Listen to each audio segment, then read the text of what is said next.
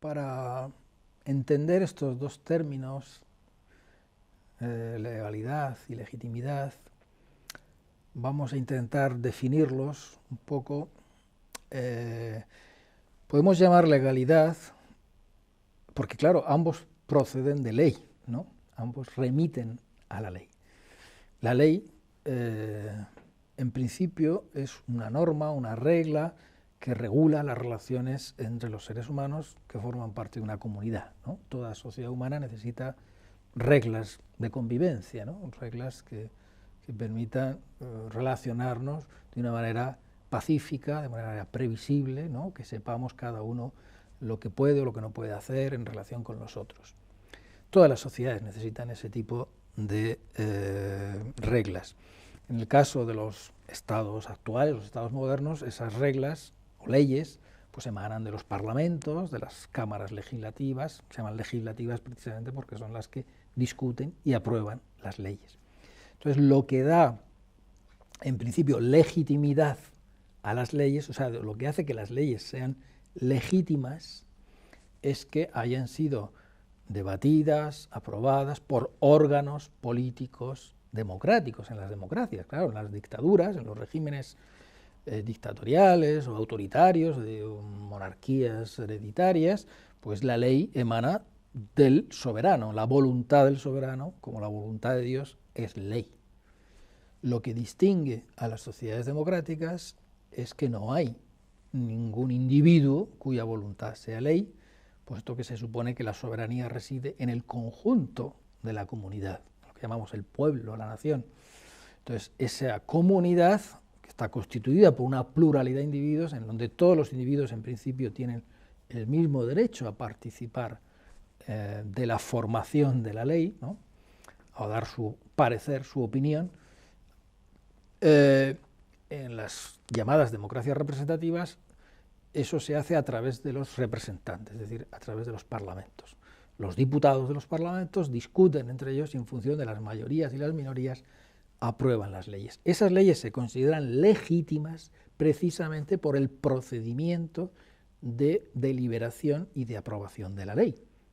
Si de pronto un ministro, un presidente, pues decide imponer su voluntad como ley, pues para eso están los parlamentos y los tribunales de justicia, pues para pararle los pies, ¿no? Otro aspecto de las democracias modernas es la división de poderes, ¿no? De la que hablaba Locke, Montesquieu, etcétera. Es decir, nadie puede acaparar todo el poder, por eso es muy importante la división de poderes. El legislativo legisla, el ejecutivo se supone que debe aplicar las leyes que ha aprobado el Parlamento, y el aparato judicial supervisa el cumplimiento de las leyes y sanciona, castiga al que las incumple, incluso a los gobernantes, diputados, etcétera. Bueno, todos estos casos que estamos viendo de corrupción política son casos en donde políticos elegidos por el pueblo delinquen, ¿no? Infringen las leyes, y los tribunales son los que tienen que investigar y sancionar a esos individuos. Es decir, la división de poderes es fundamental en las sociedades democráticas, precisamente para que nadie pueda abusar del ejercicio de su cargo. Y a pesar de eso se producen muchos abusos, ¿no? A pesar de eso. Entonces, la cuestión del valor de una ley, lo que llamamos la legitimidad de la ley, consiste en que esa ley, para que la obedezcamos, la cumplamos, tiene que haber sido discutida, aprobada, aplicada mediante unos procedimientos que consideramos legítimos, ¿no? En el marco de un régimen democrático.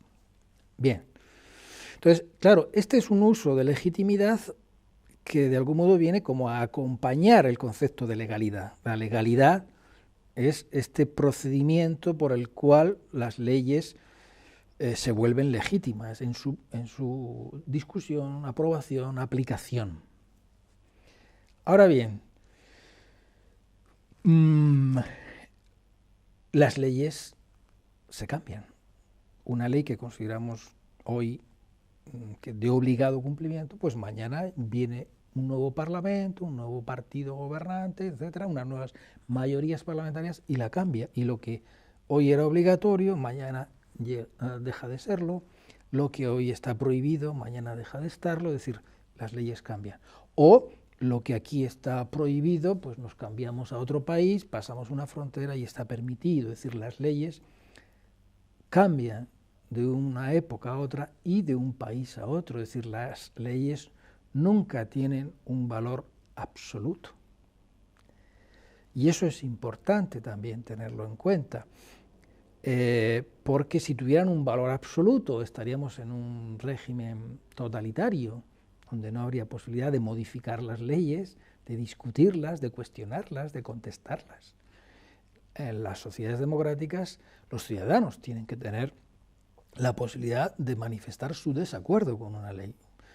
De hecho, está reconocida en muchas constituciones el derecho a la objeción de conciencia, ¿no? El derecho a la desobediencia civil, etc., ¿no? ¿Por qué es importante esto? Porque nuestra idea de lo que es justo, y aquí viene este segundo sentido de la legitimidad, lo que es legítimo a veces no coincide con lo que es legal. A veces la legalidad la consideramos injusta o ilegítima.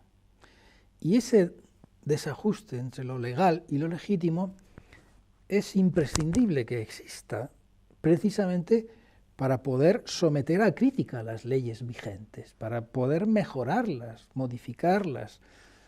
Si no tuviéramos una cierta idea utópica, siempre irrealizable, pero que nos sirva como de guía para cuestionar un régimen político, jurídico vigente, pues no habría posibilidad, digamos, de la mejora, digamos, de la reforma, de la transformación de las sociedades. Es decir, la justicia, en ese sentido, nuestro ideal de justicia, de una sociedad justa, de una sociedad, nos lleva siempre a someter a examen las leyes vigentes. Ese es el desajuste entre legitimidad y legalidad.